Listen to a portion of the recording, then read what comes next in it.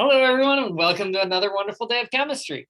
So today we're going to be looking at gases from a molecular perspective. So we're going to start by the assumption that gases are pretty much a bunch of ADD children bouncing off the walls because they can't stop moving. So particularly to build up this model, we're going to be making four key assumptions. So the first of which is one that should be fairly safe to make. Gas molecules are small. The space that they're moving around is huge. And as a result, when I'm looking at a sample full of gases, the amount of volume that's actually occupied by that gas is pretty small. Most of that space is just going to be empty space where you occasionally see somebody zipping through. So it's more or less just like having a whole bunch of kids on a playground. Yes, there are kids moving around, but most of that space is actually empty. It isn't like shoving them into a small classroom. Most of the space is empty, but it doesn't mean that the particles moving around aren't important. So the next major thing we're going to assume is that all of our gases are going to be in constant motion. The gases never stop moving, and anytime they end up running into each other or interacting, it's going to occur elastically. Elasticity is more or less elastic collisions are more or less a very fancy physics term for this fact of whenever two molecules collide, energy is going to be transferred in the motion, but any energy gained by one molecule is lost by another, and no energy as a whole is gained or lost. It's only moved from one place to another. So if you have somebody coming in at high speeds and ends up slowing down, it's because the thing it collided with is now moving at just as much higher of a speed as the first molecule slid down. The next major feature, and kind of associated with this, is that whenever these gases do interact, it's going to be like billiard balls. So there's going to be no attractive or repulsive forces. As the two molecules come together, they're just going to interact like two hard spheres, not really seeing anything special. So any gas is just as good as any other gas. They're more or less just little billiard balls moving around at high speed in a big open space. And this idea kind of gives us a nice conceptual picture. So thinking about throwing about 100 ping pong balls at high speed into a room. They're going to bounce off of each other, and it's going to keep going for a while as long as there's no carpets there. However, this brings us to the next feature, which actually is where we start bringing in the math. And this is going to be this idea that the average kinetic energy of this gas is going to be proportional to the absolute temperature. And when I'm talking about absolute temperature, this means I'm talking about the temperature in Kelvin. So this actually is the first time we're really defining temperature as a physical property. And in this case, all we're saying is that temperature is going to be related to the movement of a species. So as temperature increases, kinetic energy also increases. Now, one of the reasons why this is very important is we can actually link kinetic energy to measurable properties, most notably speed. So one of the classic physics equations is the kinetic energy is equal to 1/2 mass of the molecule of interest times the velocity squared. However, it is worth noting that one molecule is going to be a very small object in the grand scheme of things. So whenever I'm looking at chemical systems, we tend to look at them on much larger scales. So specifically, we're going to be looking at things in a molar basis. So we can turn the mass of one object to the mass of 1 mole of objects simply by multiplying by Avogadro's number. Now, when we do this, we end up running into a fairly cool property. The mass times Avogadro's number is going to be the same thing as the molecular weight. So the mass of 1 mole of objects. So this will give us the kinetic energy instead of one gas molecule of 1 mole of gas molecules. So now I can relate my kinetic energy to the speed of my gas. Now, one of the things that is actually fairly cool is that a whole bunch of early chemists made a bunch of measurements, and they found out that they could actually predict the average kinetic energy of a large sample of gases. And it turned out that the average energy, kinetic energy of these gases running around was equal to 3/2 RT. So R is actually a very special constant that we're going to be using a lot this chapter.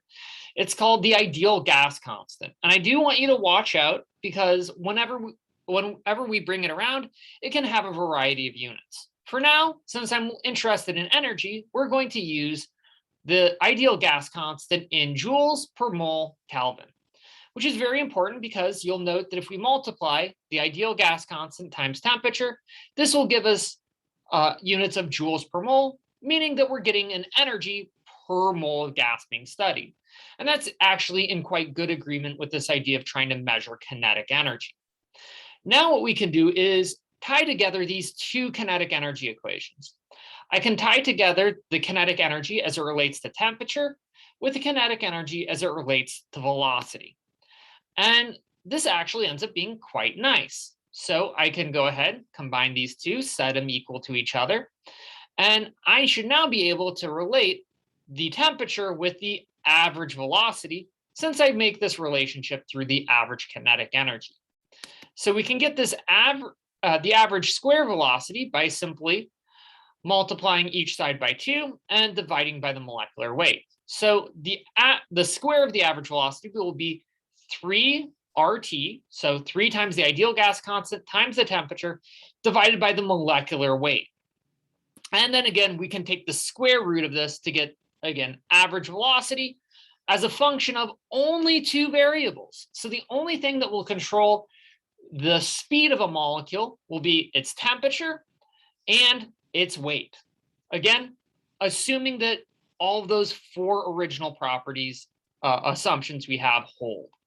Now, this actually ends up being quite cool because it means that if I heat a gas sample up, what we're going to find is that the average speed of that gas will increase greatly. Similarly, if I make my gas smaller, if I reduce the molecular weight, we're going to end up with a overall higher average velocity. So for example, if I compare hydrogen at 273 Kelvin, so 0 degrees Celsius, to oxygen at that same temperature, we're going to find that hydrogen, being much lighter, is going to move much faster. And the reason why is simply because temperature relates to kinetic energy. However, in order to have that same amount of kinetic energy, hydrogen has to move much faster to compensate. And if you think about it, this can also kind of make sense. Because if I have an oxygen atom run into hydrogen, the oxygen atom or molecule will lose a little bit of speed. But to compensate and absorb all of that energy, that hydrogen is going to have to go zipping off almost 16 times as fast because it weighs 1/16 as much. We have to compensate for that lower mass. So one of the other important features is that this relates to average velocity. And this is where we introduce the idea that turns out because I have such a large system of molecules, we get a little bit of a statistical distribution. The average oxygen will move at a certain speed, but there will be some that move slower because they've managed to hit something, and some that move a little faster because they got hit by a whole bunch of other things and moved faster to compensate. So we'll see a big distribution. Now, one of the important features is that the faster you move, the broader the distribution. Because again, if you're moving slow, everybody's moving slow. So there's a much smaller range to move. However, if you're moving very fast, there is going to be some molecules that are going to be almost at a standstill, and some that have to move almost twice as fast to compensate. And this is, again, where we start to see these nice little bell-shaped curves always centered around that average velocity. So that still does mean if you understand the average velocity, you understand a lot about the relative behavior of a gas. Now, there's a lot of properties that depend on how fast one gas moves with respect to another. So we can go ahead and look at the ratio of these velocities by calculating the velocity for each gas at a common temperature, because if they share a container, they'll share a temperature. Now, the difference in the velocity should be based on these differences in molecular weights. So what we can do is take the ratio of our two velocities of gas 1 and gas 2, And when we do this, we're going to end up finding that, okay, if I cancel these out, I now will have the 3RT on both terms will cancel out, and I'll be left with square root of 1 over the molecular weight on both terms. So if we simplify this, what we find is that the ratio of velocities will be based on an inverse ratio of molecular weights. So if the second gas is much heavier, it means that the first gas is going to be much faster. Heavier gas is slower gas. Now that's going to be a big feature to keep in mind as we go forward. However, sometimes you mix gases of different temperatures. And when we do this, one of the cool things that we end up finding is we can again similarly take a different ratio, take the ratio of velocities. When we do this, again, most of the terms cancel out, and as long as these gases are the same of the same material, the only thing that will matter will be the difference of temperatures. So, for example, you can imagine if I have gas, water vapor coming off of a steaming hot pot, it's going to be moving much faster than the surrounding air that it moves into, and will quickly spread out to compensate. So next time, we're going to look in a little bit more detail at some of the important properties that are dependent upon these relative ratios of velocities, as they'll tell us a lot about how gases mix as they move in and through space, as we get into effusion and diffusion. Until then, take care.